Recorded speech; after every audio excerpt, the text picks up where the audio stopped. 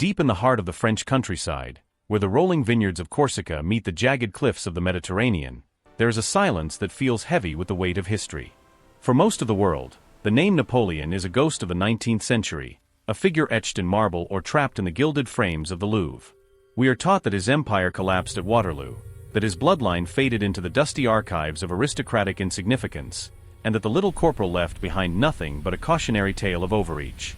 But what if the map of modern Europe was still being drawn by the ink of a 200-year-old pen?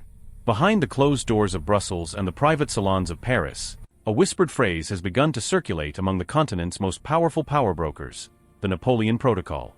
It is not a military strategy, but a sophisticated, invisible web of influence, wealth, and strategic marriages that has allowed a single lineage to quietly navigate the currents of modern democracy.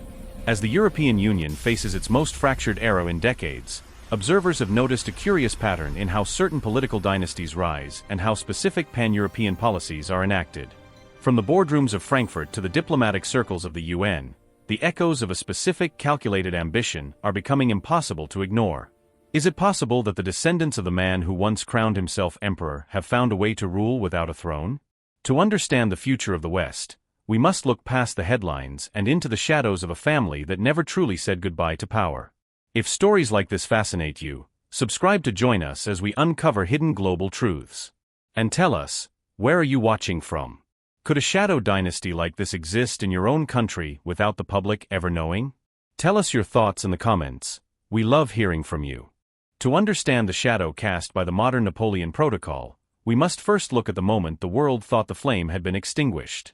In 1815, as the smoke cleared over the ridge at Waterloo, the conventional history books closed on the House of Bonaparte. But while the emperor was exiled to the rocky isolation of St. Helena, his family tree was already deep-rooting itself into the bedrock of global finance and European nobility. The brothers and sisters of Napoleon had been strategically placed on the thrones of Holland, Spain, and Westphalia, creating a pan-European network that did not simply vanish with a single military defeat. They carried with them a specific genetic and political blueprint: the idea that a centralized meritocratic elite could govern the masses more effectively than the chaotic whims of traditional royalty. As the decades rolled into the 19th century, the Bonaparte name became a quiet currency among the elite of the Industrial Revolution. While the public focused on the rise of republics, the Napoleonic idea, a blend of authoritarian efficiency and social progress, remained a seductive ghost in the halls of power. Investors in London and Paris began to notice that wherever large-scale infrastructure projects or central banking reforms were taking place, men with subtle ties to the old imperial court were often the ones holding the ledger. This was the first spark of the protocol, the realization that one does not need a crown to command a continent if one controls the systems upon which that continent is built. In the salons of Vienna and the backrooms of the burgeoning American markets, the movement of Bonaparte wealth was a closely guarded secret. It wasn't just about gold. It was about intellectual capital, a method of governance and influence that prioritized long-term stability over short-term political cycles.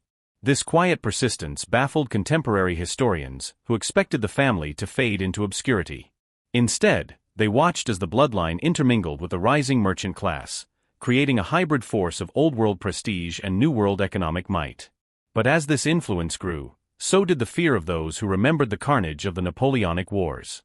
The true turning point occurred during the mid-20th century, a period of global reconstruction where the old empires were being dismantled and the modern world was being born. While the world's eyes were fixed on the Cold War, a small, discreet circle of legal scholars and financiers began dusting off the original Napoleonic Code to serve as the skeleton for a new integrated Europe. This wasn't a coincidence. It was a revival of the vision for a United States of Europe that Napoleon himself had dictated in his memoirs. This legal framework, which emphasized administrative uniformity across borders, became the quiet engine of what we now know as the European Union. Inside the French Ministry of Finance and the high offices of the European Commission, the influence of these ideas, and the families who championed them, remained pervasive. Critics of the time began to notice that the administrative structures of the new Europe looked eerily similar to the prefectures established by the First Empire. It was a system designed for a technical elite to manage the affairs of millions, shielded from the immediate volatility of public opinion. This was the moment the Napoleon Protocol shifted from a family legacy into a functional political reality, operating in the blind spots of modern democracy. As this administrative web tightened, the reaction from global observers was one of hushed awe and rising suspicion.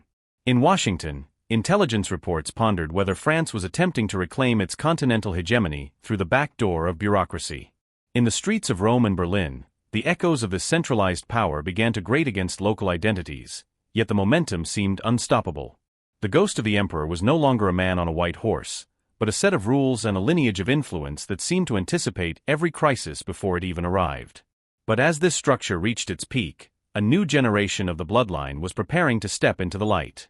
In the modern era, the Napoleon Protocol has evolved into a masterclass in the invisible hand of geopolitical management. Today's descendants do not lead armies, they lead sovereign wealth funds and private equity firms that hold the debt of entire nations. Financial analysts in London and New York have often pointed to the French exception, a unique way in which the French state and its corporate titans operate in a symbiotic, almost imperial relationship. This is the modern manifestation of the protocol, a seamless integration of state power and private interest that allows a small circle of individuals to steer the economic destiny of the Mediterranean basin. Across the globe, this influence is felt in the most unexpected places, from the lithium mines of Africa to the tech hubs of the Middle East. When a major diplomatic rift occurs, it is often a special envoy with a certain pedigree who arrives to mediate, carrying the weight of a name that still commands a peculiar kind of respect in former colonial territories. For citizens in these regions, the arrival of such figures is a reminder that the old hierarchies never truly died. They simply learned to wear the suit of a diplomat rather than the uniform of a general. The tension between this hidden influence and the modern demand for transparency has created a simmering conflict within the world's most powerful institutions. Economic tipping points often reveal the hidden hand behind the curtain. During the Eurozone crisis, for instance, the speed and clinical precision with which certain austerity measures were applied mirrored the rapid-fire decrees of the 1800s. Investors across Europe watched in disbelief as decades of social policy were rewritten overnight to favor the stability of the central banking system. It was as if a pre-written script, a protocol, had been activated to ensure that the continental structure remained intact, regardless of the cost to individual nations. But as the world watches this consolidation of power, the cracks in the facade are beginning to show. The global reaction to this centralized influence has been a mix of astonishment and calculated pushback. In the corridors of the Kremlin and the boardrooms of Beijing, the Napoleon Protocol is viewed as both a threat and a model to be emulated. They see a Europe that is not quite a democracy and not quite an empire, but a third entity that uses law and finance as its primary weapons. This has led to a silent arms race of influence, where foreign powers attempt to infiltrate or subvert the very bureaucratic systems the Bonaparte descendants helped build. The stakes are no longer just about territory, they are about the digital and financial infrastructure that defines 21st century life. As the populist movements of the late 2010s swept across the West, the protocol faced its greatest challenge yet.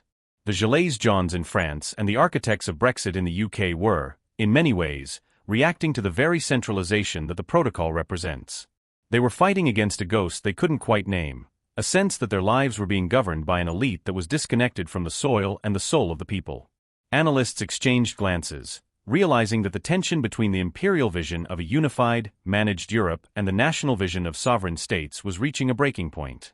Yet, even as the protests grew louder, the machinery of the protocol seemed to adapt with frightening fluidity. It is a system built on the philosophy that the state is more durable than the people who inhabit it. While politicians are voted out and headlines fade, the administrative and financial structures remain, quietly nudging the continent back toward a singular, centralized vision. The question remains, is this a benevolent guardianship of European stability, or a cold, calculated effort to preserve the power of a bloodline that refuses to surrender? The answer lies in the heart of the latest legislative shifts in Brussels. The true power of the Napoleon Protocol lies not in a secret document hidden in a vault, but in its ability to hide in plain sight. Today, the influence is felt in the quiet rhythm of the global system, the way our laws are written, the way our borders are managed, and the way our financial crises are resolved through centralized authority. It is a legacy of order over chaos, a lingering echo of a man who believed that history could be mastered through sheer will and administrative genius. For the modern observer, the paradox is striking. We live in an era that prizes the individual, yet we are governed by the very structures of mass management that the first emperor perfected. Across the globe, from the boardrooms of Paris to the digital hubs of Singapore, the Napoleonic way of doing things, rational, top-down and expansive, remains the default setting for the modern state. But as the world enters a new age of unpredictability, many are beginning to wonder if this ancient protocol is enough to hold the cracks together. Does the silent influence of a 200-year-old bloodline offer a stabilizing hand, or is it a ghost haunting a world that has moved past the need for emperors? The truth remains tucked away in the private correspondence of families who remember the smell of cannon fire and the weight of gold, waiting for the next moment of global upheaval to reveal their hand. Ultimately, the story of the Napoleon Protocol is a story about the endurance of ideas. While empires crumble and kings are forgotten, the systems they build often outlive their creators by centuries. The House of Bonaparte didn't just survive the 19th century, they learned to speak the language of the 21st. They traded the velvet of the throne for the wool of the business suit, and the scepter for the digital ledger, proving that power is not a static object, but a fluid force that flows to those who understand the architecture of the age. We are all, in some way, living within the shadow of the eagle, moving through a world built by those who understood that to rule the future, one must first master the machinery of the present. In the end, the story of the Napoleon Protocol serves as a mirror for our modern civilization. It asks us if we truly want the freedom we claim to crave, or if we are secretly relieved that someone somewhere is holding the map. The legacy of the Bonaparte bloodline is not found in statues or trophies, but in the very fabric of our international institutions and the way we conceive of power in a borderless world. As we move further into the 21st century, the lines between the past and the future continue to blur, proving that some shadows are long enough to cover centuries. The true power of the Napoleon Protocol lies not in a secret document hidden in a vault, but in its ability to hide in plain sight. Today, the influence is felt in the quiet rhythm of the global system. The way our laws are written, the way our borders are managed, and the way our financial crises are resolved through centralized authority. It is a legacy of order over chaos, a lingering echo of a man who believed that history could be mastered through sheer will and administrative genius. For the modern observer, the paradox is striking. We live in an era that prizes the individual, yet we are governed by the very structures of mass management that the first emperor perfected.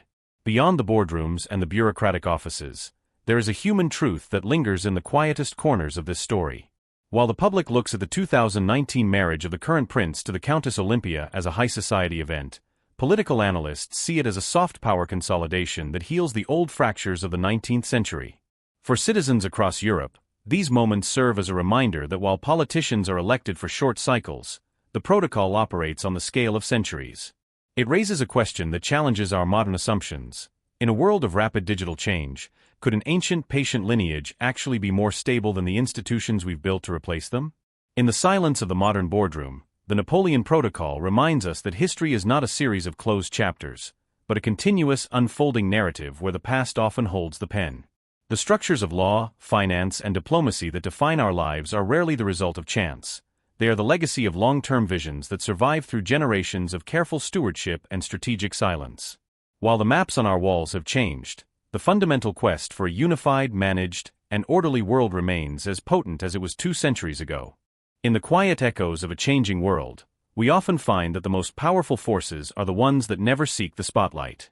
The story of the Napoleon Protocol is not just a tale of one family, but a reminder that the systems we live within are often built on foundations laid long before we were born. It invites us to question whether the progress we see is a product of our own choices or the result of an ancient calculated design that continues to shape our shared destiny. As we look toward the horizon, it becomes clear that while empires may fall and borders may shift, the desire for order and influence remains a constant in the human story. By uncovering these hidden global truths, we gain the perspective needed to navigate a world that is far more interconnected, and perhaps more intentional, than it appears on the surface. Understanding the past is the only way to truly see the architecture of the present and prepare for the shifts of the future. Thank you for exploring these shadows with us. Your curiosity is the first step toward seeing the world as it truly is. In the end, these stories reveal that while history is written by the victors, the future is often built by those who know how to wait. We hope this journey has left you with more questions than answers, and we look forward to uncovering the next layer of our global narrative together.